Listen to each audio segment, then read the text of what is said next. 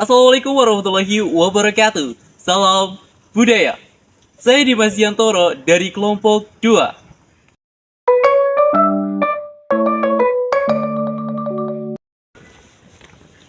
Halo, saya Winasa Putri dari kelompok 2. Saya Ulan Ekasari dari kelompok 2.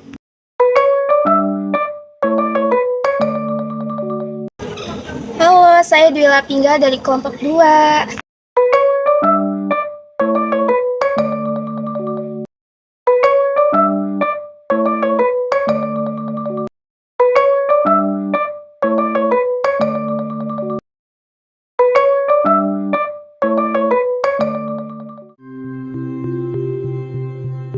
Framelins Audio Visual.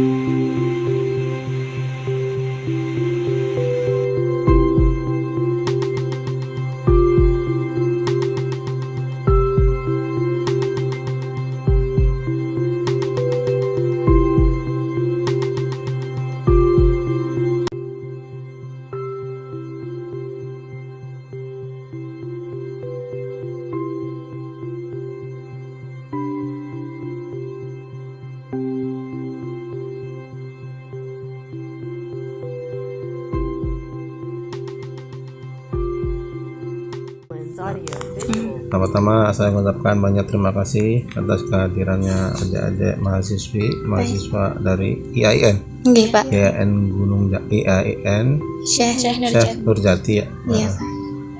Atas kehadirannya saya terima kasih. Saya perkenalkan, nama saya Nur Hidayat selaku jupel atau juru rawat atau juru kunci ya. Di sini sejarah Pelangon ini namanya Bukit Toba. Bukit Toba bukan Pelangon, ini Bukit Toba. Terus datanglah yang namanya Syekh Abdul Rahman, Syekh Abdul Rahim itu kesini. Kalau Pangeran Panjunan sama Pangeran Kejaksaan itu nama gelar. Kalau nama aslinya kan Syekh Abdul Rahman, Syekh Abdul Rahim. Nah terus di sini karena lama kelamaan kan semakin gimana ya, sebelum datang di sini juga Pangeran Panjunan Kejaksaan itu datang dulu di kota Madia yang namanya sekarang itu bukan Padukuhan ya, Kelurahan Panjunan, Kelurahan Kejaksaan Unang. Tahu kan? Nah di situ. Nah dia bikin masjid merah di sana, terus semakin ramai di sana dia hijrah itu ke sini ke Bukit Toba. Nah mengenai Pangeran Panjunan, kalau Pangeran Panjunan itu ahli dagang, awal kata dari anjunan. Anjunan itu ahli pembuat gerabah atau ahli ekonomi ya, aslinya pembuat gerabah gitu. Gerabah itu dari dulu kan zaman sebelum pada sudah Masehi ya, itu pembikinannya dari tanah liat gitu. Nah, terus bukan gerabah aja, Pangeran Panjunan itu bikinnya itu pandai besi.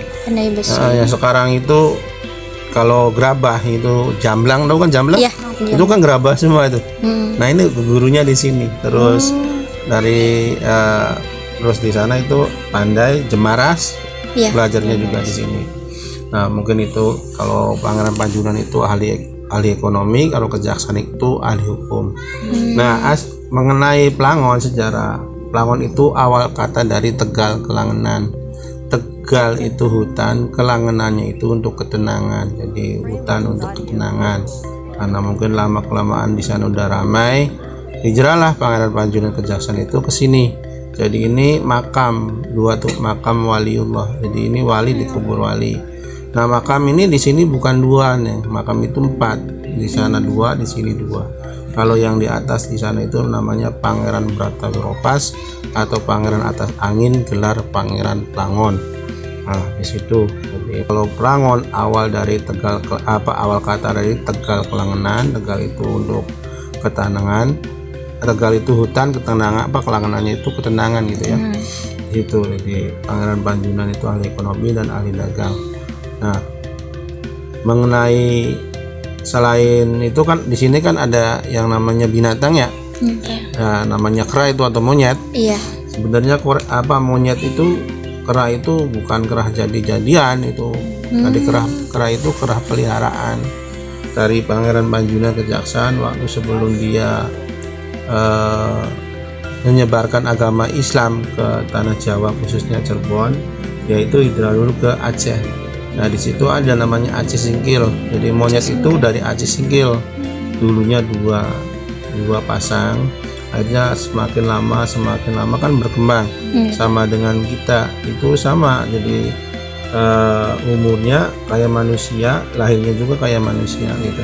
Jadi setahun sekali paling banyak itu, kalau itu cuma 2. Kalau kita lihat sejarah itu 99 di bawah, 99 itu di atas. Jadi 200 kurang 2. Nah, tapi saya lihat dan saya amatin kalau di sini kan kuncinya kan turun menurun ya. Sekarang itu banyak kelompok, lebih dari 5. Nah, ada, jadi yang satu pecah jadi 2, yang satu pecah jadi 3. Untuk makam ini. Nah, makam Pangeran Panjunan Kejaksaan itu nama aslinya itu Syarif Abdurrahman Syarif Abdurrahim. Dia itu asli dari Baghdad. Datang Baghdad, putranya Pangeran Sulaiman. Nah, dia itu kesini hijrah itu dulunya berempat. Nah, Pangeran Panjunan itu punya adik namanya Syarifah Baghdad. Syarifah Baghdad itu dinikahin sama Sunan Gunung Jati. Tahu kan Sunan Gunung Jati? Ya, tahu, Pak. Nah itu sifatnya ya itu dari sini itu berarti kakak ipar. Jadi ini tua, jadi yang paling tua lah di sini, sama mbakku tua di sini gitu. Ini sama juga pendiri Cirebon, pendiri Cirebon. Kalau punya bapak di Jawanya Syahdatul Kapi di sini, bapaknya. Ya Syahdatul Kapi. Nah. Untuk mengapa dimakamkan di sini, Pak? Nah, sebenarnya kan kalau di sana di Panjunan di Kejaksaan mungkin itu kan terlalu ramai sebelum dia itu kan meninggal, yaitu main dulu di sini. Jadi karena terlalu betahnya akhirnya dia pengen dikubur dimakamkan di sini. Jadi ini tuh makam, bukan petilasan atau petapakan. Kalau petilasan atau petapakan itu berarti kan tempat pernah disanjaya. Kalau ini sih enggak. Jadi ini kan di sejarah asli, itu ya, asli jasad gitu. Jasad yang dimakamkan di sini. Jadi di sini itu paling rame-rame itu setahun itu 3 kali nih. Pertama itu Idul Fitri di 2 Syawal sampai 7 Syawal itu dari Panjunan tuh, dari Kelurahan Panjunan sampai sekarang kan itu pada kesini, pada jarah. Pada jarak sini ribuan mungkin. Neng kalau habis Lebaran 2 hari atau kesini paling banyak sampai seminggu Neng. Itu banyak di sini. Pada pengunjung pada doa di sini, pada makan-makan di sini itu dari Panjunan. Nah kalau dari Kejaksaan itu, nah bentar lagi kan Rajab nih, sebelum puasa Rajab dulu. Nah entar Rajaban tuh, itu Rajab itu Isra Mi'raj ya. Isra Mi'raj itu bapaknya Pangeran Kejaksaan. Jadi dari Kejaksaan itu perangkatnya ke sini, pada haul di sini, pada doa di sini. Jadi sesepunya warga Panjunan, warga Kejaksaan itu dimakamkannya tuh di sini, gitu. Jadi ini sih asli dari Baghdad Arab. Kalau yang di atas itu asli pribumi. Kalau itu dari Pajajaran. Berarti atas keinginan sendiri ya, Pak? Apanya? Dimakamkan di sini. Iya, atas keinginan sendiri karena dia itu di sananya terlalu ramai. Terus dia senang di sini karena di sini kan hutan belantara kan. Neng kan tahu sendiri hutan di sini. Di sini saya itu nunggu itu 40 hektar nah. Tanah ini bukan milik negara tapi milik Kraton Kanoman. Saya itu dapat SK itu dari Kraton. Saya nunggu di sini baru 1,5 tahun di sini. Kalau di sini itu turun menurun, tapi dari laki bukan dari perempuan. Nah kalau makamnya belum pernah direnovasi, cuma hanya lantainya aja, lantai untuk kita jarah, tapi kita ke dalam sih enggak, masih alami, masih alami asri, dalam arti masih batu-batu alam itu, enggak digonta-ganti dari zamannya kakek saya, buyut saya, itu masih itu makamnya, itu belum diganti, cuma hanya tempat ininya aja lah, pendoponya aja, rumahnya aja kan, yang kita sering direhab, sering diberesin, cuma ininya aja. Jadi mengenai perawatan, kita itu nggak ada subsidi dari negara, nggak ada subsidi dari keraton. Ini subsidinya itu dari warga. Jadi dalam arti kalau ada tamu, ada apa, donaturnya itu dari tamu-tamu lah gitu. Itu jadi kita itu mandiri. Jadi semua kado kerusakan apa itu kita dari donatur gitu. Dalam arti dari tamu gitu. Jadi di sini itu paling rame itu 3 kali di sini. Ntar banyak orang jualan di sini, banyak orang main di sini. Ntar itu cuma hanya 3 kali. Rajaban, Idul Adha, Idul Fitri. Idul Fitri yang paling rame itu Idul Fitri seminggu. Ini kan bisa jadi tempat ziarah ya Pak ya? Iya. Jadi yang diutamakan di sini itu bukan wisatanya, yang ditunakan dekankan itu jarahnya. Jadi objek wisata jarah atau rohani ya, objek wisata rohani gitu, jadi bukan. Kira-kira ada kayak strategi pemasarannya gitu?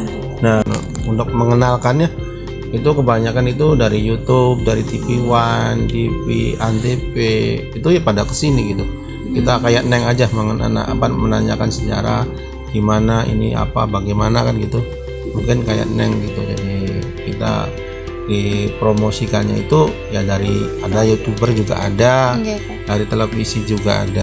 Setiap tahun itu ada 3 kali ya? Iya. Nah, kira-kira ada nggak sih Pak kayak kendala atau yang mengganggu gitu dari kedatangan para yang ziarah gitu Pak, masyarakat? Iya, kalau mengganggu sih nggak ada. Ya kita juga syukuran. Kalau banyak pengunjung ya banyak rezeki gitu.